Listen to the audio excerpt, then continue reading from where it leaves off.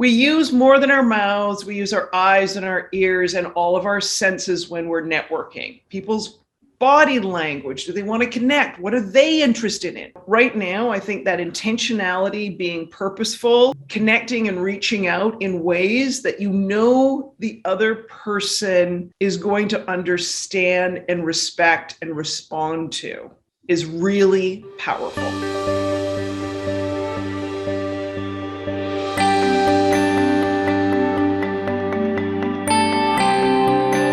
Everyone for being here. I am incredibly excited to host this interview with Kelly tonight. Kelly kept me going during the lockdowns. We had many conversations and it's an absolute joy and a pleasure to flip it over now and reverse the conversation. For those of you who don't know Kelly, well, Kelly is the networking guru. That's how it is. She is the author of Build Your Dream Network. If you haven't come across that book before, highly recommended. Get yourself to your local bookstore and buy it. She has been lauded on Forbes, Business Insider, and so many other places for her networking insights and her ability to help people navigate from one career to another, or how to actually use their networks to benefit them for good. Kelly, I suppose, like many of us, has had a very interesting career. And one of the things she did was work in corporate law. And I'm going to let Kelly tell you a little bit more about her background later, so I don't ruin all her insights and surprises. But needless to mention, she is the guru and the queen of networking. So please have pens, papers, whatever you have at the ready. Tweet, because there's going to be so much good stuff here. You're going to have to be wide awake to keep up. Kelly, how are you? I am good. I've got a good strong cup of tea, so I am like raring to go. Good Irish breakfast tea. I know it's noon, but I still need my caffeine. So there we are. Fab. Kelly, for the people in our community who haven't met you yet, can you just tell us briefly what your wonderful background is and how you managed to get so interested about this whole topic in the first place? Oh, well, my network slapped me on the side of the head and made me realize I should pay attention to this skill set of mine, which might be the very first networking lesson. But I started my career in a very predictable manner. Went to university and then went to university again to get a professional degree because that's what was expected of me. Funny, my brothers didn't have the same pressures on them, but that's for another conversation. Maybe that's a future book. When I realized my family was sexist. You know, that might be a good title. I might have to reserve the URL. Anyway, so I went to law school because, you know, what do you do with a poli-sci and economic degree, but go to law school. And so, I'm teasing aside, I really hadn't given much thought to what I was going to do. I just knew this was the path I was expected to take. And so that's what I did. And I ended up in Toronto in the early 90s as a new law graduate and quickly realized that there was a fundamental tension to succeeding. I needed to do the work and build the hours and invest in my own professional development, which when no one was going to pay me for or acknowledge, they just expected it. And I needed to build relationships. And so how could I do that, without cloning myself or, spending 24/7 in the office, which I was already doing? How do I do this? So I had to really start thinking about networking in a different way in relationships. So I ended up practicing law for close to 12 years. I then, like many people, had that moment of, why am I doing this? Did a little analysis of what I enjoyed about the career I was in, moved into law firm management. But that move into law firm management, probably another networking lesson there, was you need to build networks before you need them. Because it took me 18 months to make a career change. Yeah. And within 6 months, when I had decided to make the career change from being a lawyer into law firm management, which, come on, that's got to be the simplest, step across the threshold of a door that anyone can imagine. Guess what? It's not, because it was all based on personal relationships at the time. So within 6 months of deciding to make that change, I had met all the key decision makers. And I had to keep networking and building a relationship with them in a way other than showing up every week going, hi, remember me? Hey, any job openings? So there's a lot of the advice in my book that, like, I eat my own dog food. I've lived it, I've breathed it, I've done it. So I made that career change, realized that you can't leave your career vulnerable by waiting until you need it to make the relationships. You've got to build them before you need them. So I really began to diversify my network. I really paid attention to ensuring that I built relationships with work colleagues in the big firm that I was at, and that resulted in getting a new job within the firm. So moving from professional development into marketing. When I was in that marketing role and involved with an external network, that's when my life changed. And so the sort of the lesson, because, and then let's jump into more questions. And this is maybe a lesson like with AwakenHub and other organizations and groups that people are involved in. It's one thing to show up. It's another thing to, well, show up. And network your skills and abilities and show people what you can do. Don't just tell them. So I got involved with an external network. It was a global network of business women called 85 Broads. And it was tongue-in-cheek play on, and Joyce Sullivan will know it well, tongue-in-cheek play on the Wall Street firm Goldman Sachs, because they used to be at 85 Broad Street. And 85 Broads was women, a network of women, started as a network of women who used to work there. And I got very involved in the network, visibly involved, to the degree that within 9 months of joining, the founder called me and said, who are you? What do you do? And at the end of an hour, she offered me a job that had previously never existed. And she offered me to become the first president of the Global Business Network. Yeah. Kelly, go ahead. I want to ask you, right? Build Your Dream Network came from all those experiences, being offered that job that didn't exist before, on the strength of your hard work, right? And your networking skills and figuring out what you wanted, right?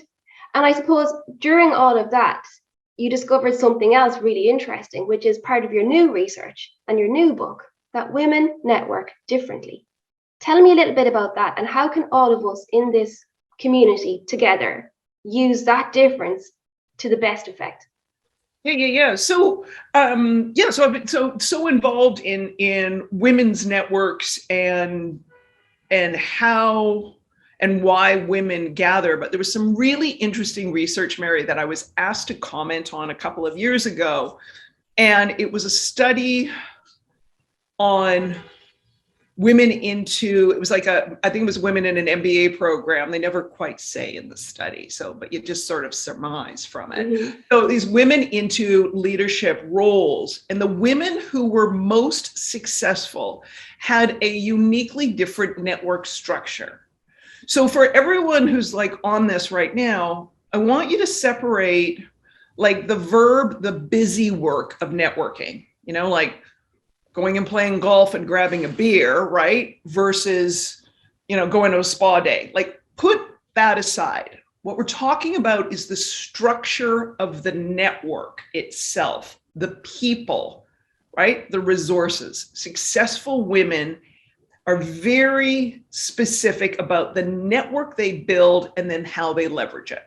So I talk about in Build Your Dream Network, there's two types of networks: a narrow, deep network and a broad, shallow network.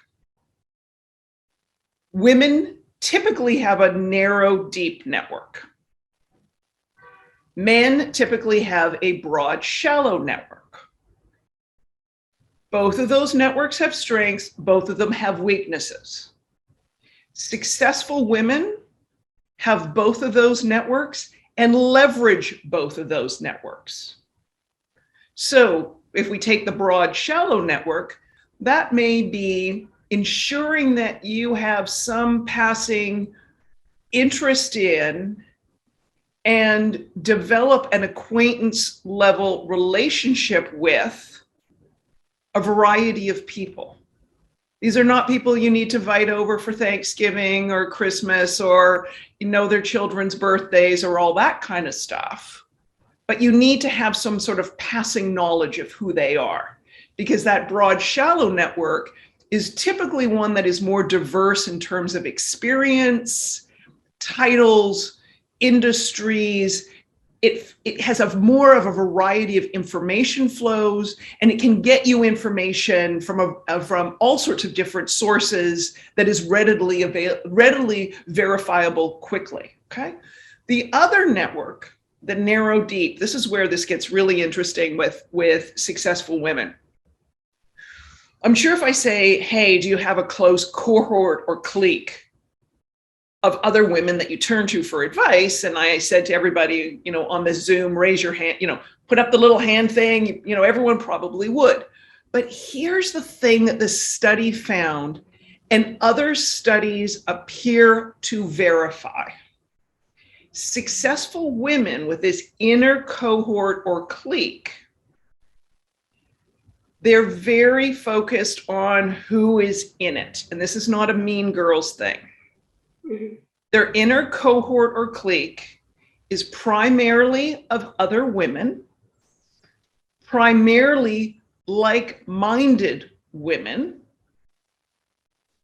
who have diverse, non-overlapping networks.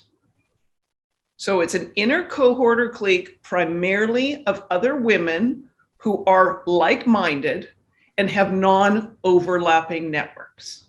So if I said to someone, who's in your inner cohort or clique, and you said, oh, my friend since the third grade who's in the same industry and we grew up together on the same street, and my mom and my sister, I'm like, yeah, that's great. But that's not what we're talking about here. This is intentionally ensuring that you have an inner circle that you can tap into that is going to give you relevant information. It's going to call you on your BS and is going to help you out. They may say, Mary, that pitch deck sucks. Yeah. Or it may say to you, Mary, I know you're applying for a job or you're pitching this company. Let me give you the backstory of what's going on right now. Mm-hmm. The person you're pitching to, yeah, they're a jerk. They're on their way out. You might want to wait a month until the new person comes in and start the process again. I know that's frustrating, but here's what's going on, because I used to work at that company and all my buddies are there and blah, blah, blah. So that's Kelly, question, right? You build this inner cohort, inner clique, right? Intentionally. You curate it very intentionally. How do you keep those women there that keep wanting to help you? How do you keep them there? And this is going to be great as we get into the first exercise. Here's the thing with that inner cohort or clique. You all need to think right now, where am I in my business, my venture, my career? What is it that I need right now? Where are the gaps in the insights? Where you need to understand that. And part of it, I'm stressing that in Build Your Dream Network, there's a really fabulous case study with Verily Crows. When everyone's in the breakout, I will walk over and get the book and I will find the page reference for you all. Verily was changing from corporate to entrepreneurship. Her current inner cohort or clique were people who wanted to see her make director level, the high, grab the brass ring at PwC. And she's like, but they love me. They don't understand. She needed to find a new inner cohort or clique. And she found that by joining a mastermind group. I'm trying to think now, 8 years later, there's one person from that time period she's still close to. So there may be an inner cohort or clique you need on a temporary basis. There may be one that you need on a longer term basis because, and I'm thinking of another group of women, they've had each other's back for probably the last 20 years. Yeah. I'm almost thinking there, Kelly, that in some ways, it's almost like your own personal boardroom. Right. You build it before you need it. You look at your ambitions, you look at your plans, you look at where you are, and you put the people in there. But at the same time, you don't forget about those looser ties of people Right. that you know a lot in the geography, in the world, and you Right. make sure you keep both of them going at the same time, right? But you absolutely must have both. And so one of the things for women you need to realize is you need to get comfortable with acquaintance level relationships. Not everyone needs to be a BFF. And an acquaintance level relationship is still one you can tap into. And you can tap into them in the sense of, hey, can you answer this question? Or I see you work at this company. I've been talking to these people about pitching them, and your name keeps coming up as the person I need to pitch. I would love to send you my deck. Like, women often hesitate thinking, oh my God, I don't know this person. I can't ask them. Get comfortable with asking people you don't deeply know. Because if you only rely on people you deeply know to do business with or ask for things, time's going to run out, right? There's not enough time to build that depth of relationship. But on the inner cohort and clique, I want to just stress, I'm not saying don't talk to your mom or your sister or your best friend from childhood about your stuff going on, but realize they may not have the networks, perspective, and resources to give you the insights you need. And that's also why, and no one's paying me to say this, that's also the beauty of groups like AwakenHub. You are finding people outside your usual suspects, who in the breakout rooms, who in the events, you can tap for information, because this is a community of like-minded women. And you may find in being in AwakenHub events, you may say, oh, I have now, because of the dialogue and the things we're showing up for, I see 5 or 6 people who seem to be having the same questions as me. I might need to think about them as my mini little board of directors on this issue for the next little while. Yeah. I'm also interested in that notion of weak ties, in terms of getting to that problem and finding that solution really quickly. And the way that you do that is so useful, in that the broader that network you have, the quicker you have somebody who will tell you, actually, I know the person you should connect to on that, right? Right. Or I know that company, I work there, or I know my neighbor used to work there. Let me find out if they've got any insights, or I used to be part of that organization. They can reach further out. It's kind of like when you're in the kitchen, opening up the cupboard, what's the thing that's right in front of you that you can see? And what's the stuff you have to stand on your toes and kind of reach behind, right? Acquaintance level networks are the ones that, they can reach up behind on the back shelf and find something for you. As someone who's 5'2", yeah, I like that idea very much. I think the other thing then, right? How do you manage this? Do you have a spreadsheet? Honest question. Do you use LinkedIn? How do you keep these people top of mind when you need something? If you haven't built that muscle already, how do you keep those people front and center? The core people, yes, you'll get to because you're close to them and you know about them or whatever else. What do you do? How do you keep those weaker ties close? Yeah, those acquaintance level ties. Well, first of all, I think it's a real important mindset for women of understanding that that's a valuable network, and it's a valuable network that can just stay surface level. So, for example, and this is from one of the studies that I was reading, one woman, she made it a point, and this is someone who was working up the corporate ladder. She made it a point when there was new people in the company that she realized were important within her orbit. Yeah. She made a point of, grabbing that 15-minute coffee at the office with them. The study, it's an old study. Back when we could get into an office. But you see, not just simply, oh, there's a new person over in finance, whatever, right? Saying, oh, I'm paying attention to these new hires and seeing, all right, ooh, that person actually is going to be important to what I am doing. I should just look them in the face and make sure, friend or foe kind of thing. So there is that. I'm also thinking as well during COVID and the fact that we're all working from home, that reaching out and saying, hey, you're welcome. Great to have you on my team. That might be the difference between somebody actually feeling a level of collegiality and feeling like I'm just sitting in my sitting room by myself. So the acquaintance level network is exactly those things, those little human acts, right? So it could be seeing someone's question on a Slack group and going, hey, I know the question you're, privately taking offline. I know the question you're really asking is this. Mm-hmm. Give me a call. I'll give you the right answer, right? Mm-hmm. You've now created that acquaintance level bond, right? Hey, tell me a little bit more about yourself.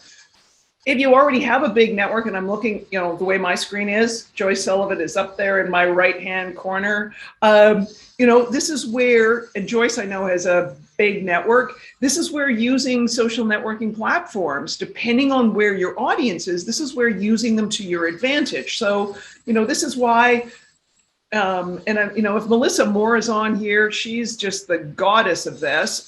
This is where, make a weekly LinkedIn update. When someone comments on one of your updates, reply to them and have a conversation right there, okay? Mm-hmm. That may be, going in and commenting on other people's posts, but that light level of activity where you may just say, oh my God, Kelly, but that's so superficial. Guess what? That's all we have time for. Yeah. Well, speaking of that, so Kelly, my next question for you. I'm talking about personal style and networking, and now we're all on Zoom.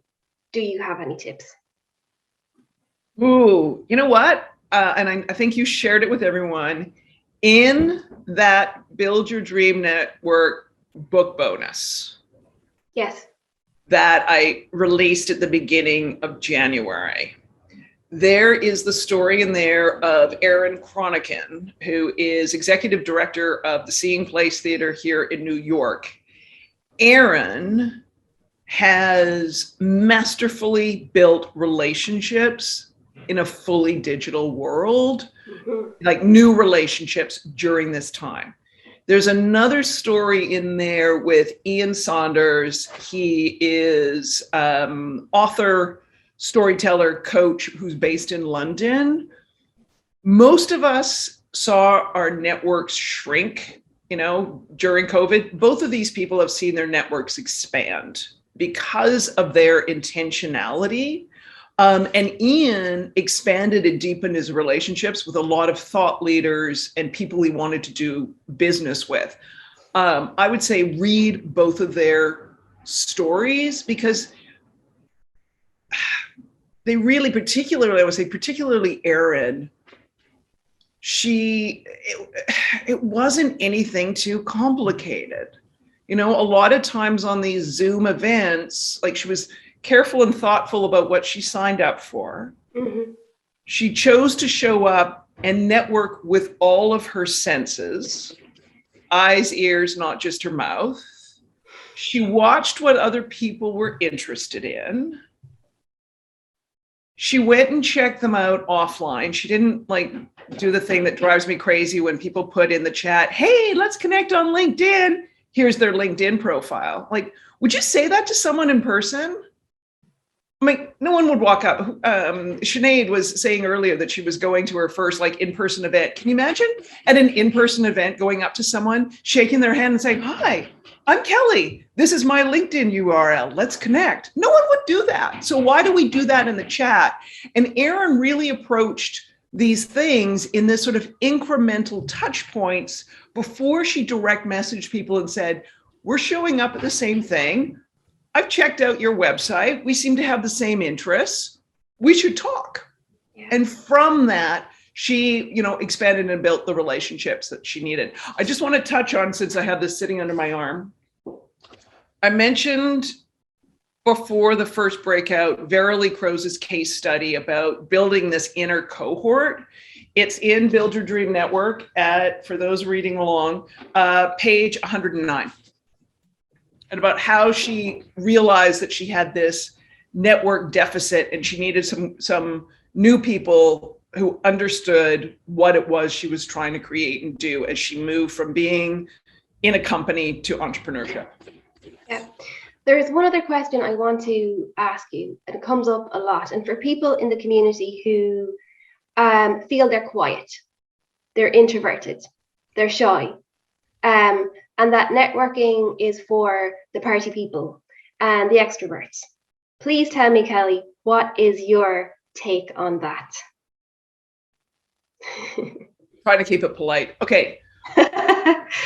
Ditch the idea that having the gift of the gab is a networking plus. I mean, we all need that person who can make, conversation with, a vase. We need that person in our roster of our network, because we may just have that scenario where you're like, oh God, I'm having a dinner party and I've got 6 boring people. I better bring so-and-so to liven up that table.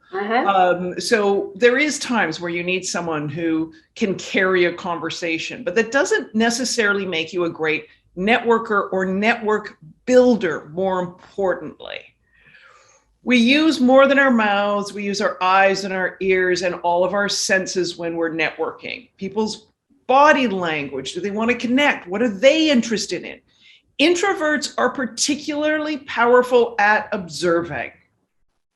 So I would say you got to play some of this, you got to play to your strengths, but extroverts should learn a little bit more from introverts. Agreed. And introverts should stop using the excuse of, oh, well, I'm an introvert, I can't do this. It's like, yes, you can. You can do this very well and do it in your way. So, right now, I think that intentionality, being purposeful, connecting and reaching out in ways that the other person is going to understand and respect and respond to, is really powerful. And the other thing we need to think about, right, is how do we create the conditions that a person will continue to want to help us? How do you keep that going? Well, that's where you hit on one of my favorite things to talk about, which is what I see as the number one networking mistake. And that's the failure to follow up. And that's not the, hey, thanks so much for, whatever. That's human kindness to thank someone if they send you information or they have an informational interview with you or whatever it may be. How do you follow up after that? Right? That could be that you not only like their post on LinkedIn, you actually comment on it. Oh, this is an interesting article. I look forward to reading it. Thanks for pointing it out. It could be 3 months later and you say to them, that advice you gave to me, I've applied it and here's what I've done with it. That little extra step, that switches a relationship from, well, that was nice. I did my speed mentoring thing, done, right? That switches it from someone proactively and more interested in hearing what you've got going on. Yes. So, somebody had said to me recently about, you're building a company, you're building a venture, whatever it is, and there's a certain amount of people that help you get to different milestones at different times. Yep. Don't forget the people who helped you to get to milestone 1. Exactly. When you're milestone 20. Make sure you keep all of them in the loop because they all believed in you and they helped you at a certain time. So keep that going. So there's mention in here on this whole thing around following up with a startup founder who, on the day her app was released in the App Store, got 250,000 downloads simply because she kept people in the loop. And she did that by creating a newsletter. And every time she met someone that she talked to on her journey of building her app, she'd say to them, by the way, I have a newsletter and I send it out, every 2 weeks at 7:00 on a Sunday. And can I put you on it? And in it, she would talk about her milestones. She'd talk about what she needed. She'd share a little joke, whatever. But she, like clockwork, sent this newsletter out. First of all, it was a convenient way for, a bunch of VCs and other people to, stay in her network and for her to update them. It enabled people to respond when they had an ability, like the way they could help her, right? And it showed something about her as a founder in terms of what she was like, her thought process. Here's what I'm working on this, over the last 2 weeks, we worked on this. In the next 2 weeks, I'm going to work on this, right? So it showed something about her as a leader and a founder, right? And it showed something about her as a leader and a founder because she religiously sent this newsletter out every 2 weeks at the same time. Like, it doesn't have to be 2 weeks. It could be whatever time period, just that regularity of it and that consistency. And her doing that for like 2 years or whatever it was before her app launched. I mean, who wouldn't want to have 250,000 downloads of an app with no marketing spend? She didn't have a PR firm. She didn't do any of that stuff. She had a newsletter and people who were invested in her success. So follow up is really important. It just needs to be genuine. It needs to be sincere.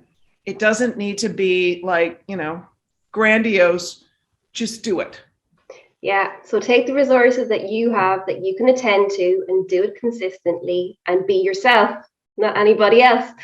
I love it. Bang on time, Kelly. This is why I love working with you. We are rocking. Kelly, you talked about your number one no in terms of networking, right? And your number one top tip has to be follow up, right? If you had one more top tip to share, what would it be? It would be Google yourself. Go into an incognito mode on Google. Let's all admit it. There's other search engines, but most people are the people looking for your service, your consultancy, your products are probably using Google. Go Google yourself and see what comes up. And does that digital footprint network what you want to be known for? Fab. I love it. Sinead will chime in here too if I miss anything. Rachel Hilliard. Rachel, you have a question. Jump in there. Welcome. Hi, Kelly. Thanks very much for your confidence in introverts as networkers, because that's definitely me.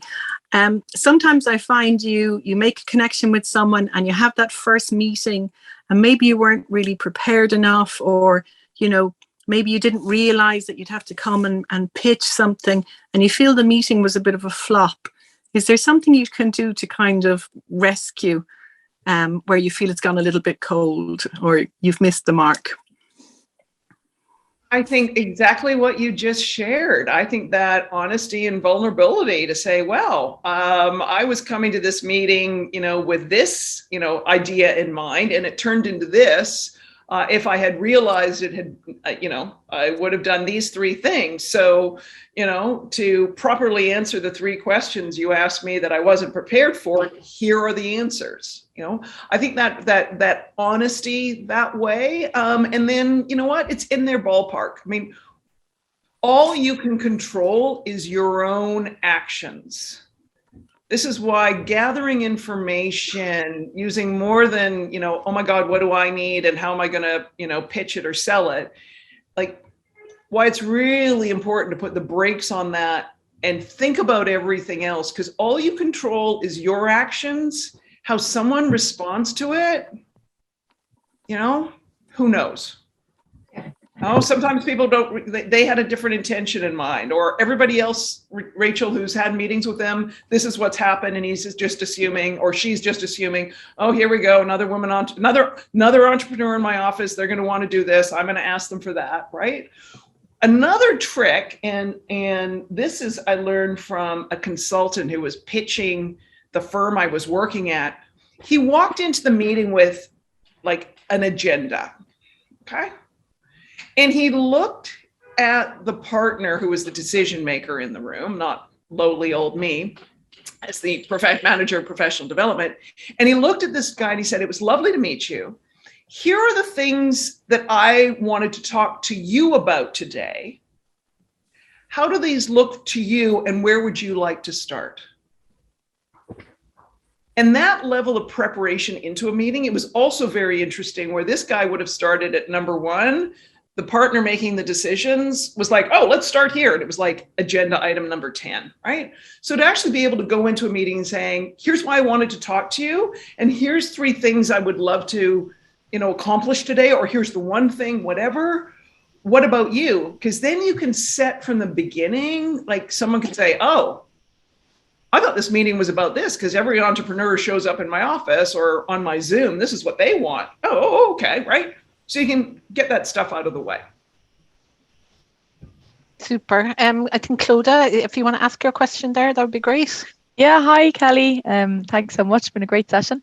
I wondered about maintaining an acquaintance network if you've completely shifted sector entirely and have no plans to go back. I used to work in telecoms for a number of years and I'm now in social enterprise, so it's quite different, and have quite a large network from that time. And I never know whether I should just let it go or keep it going.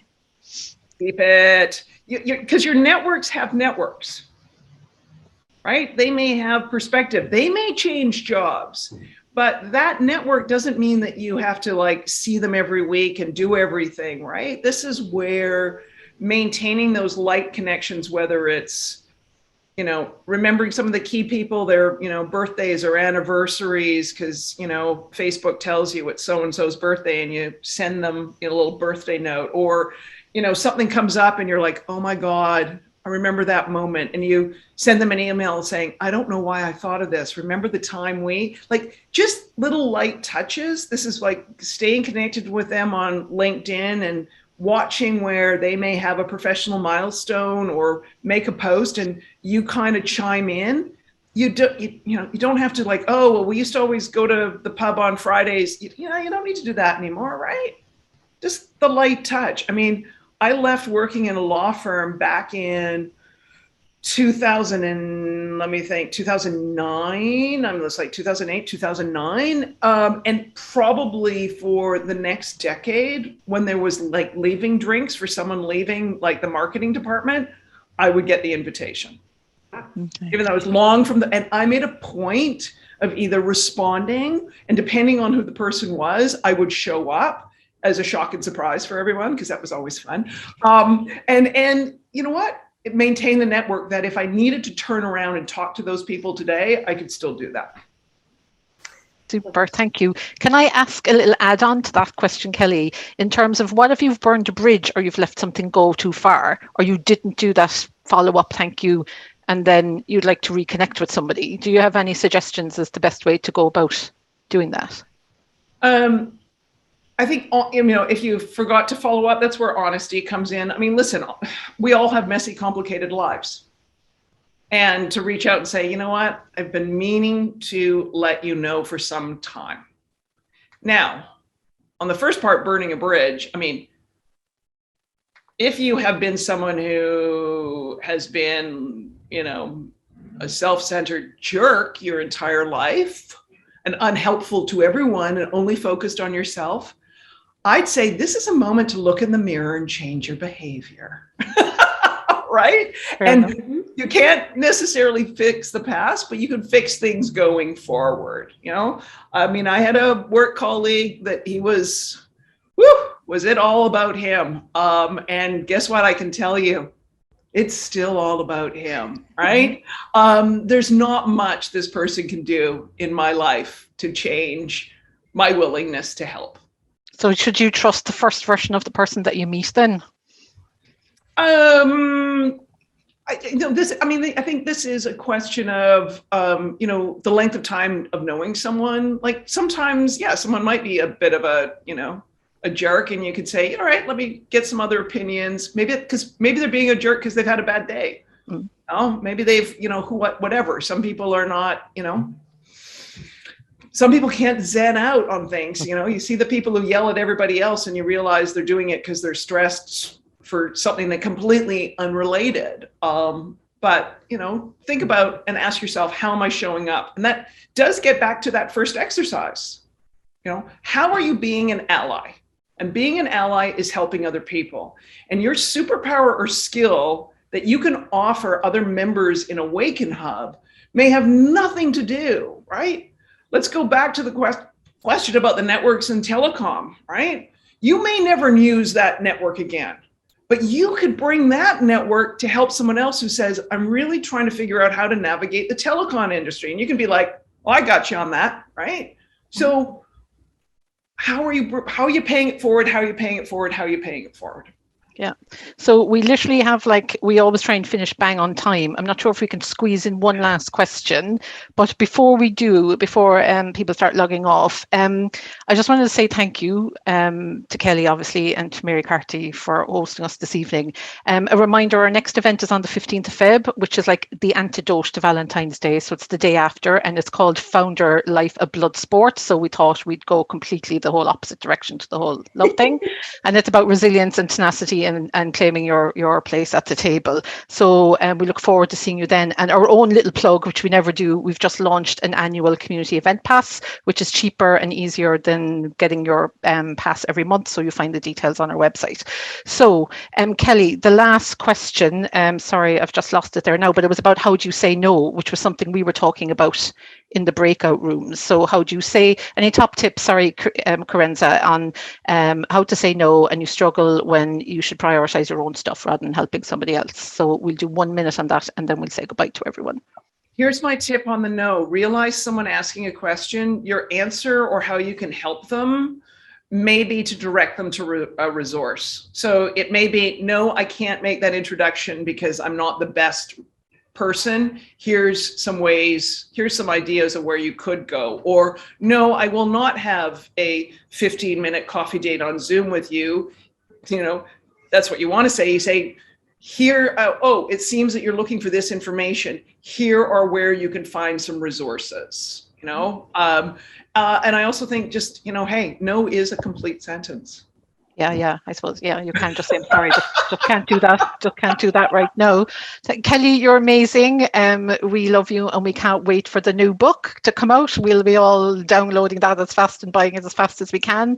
A quick thank you to some of our supporters who are on the call as well tonight, from Pulsar, Intertrade Ireland, Ulster Bank Northern Ireland, Catalyst, Rethink Ireland. So thank you very much, guys, for the support you've given us the last couple of months to allow us to start our She January programme. We really appreciate that. And you. So have a wonderful evening, everybody. Thank you. Stay connected with us and we'll see you all next month. Okay, thanks very much. Bye, everyone.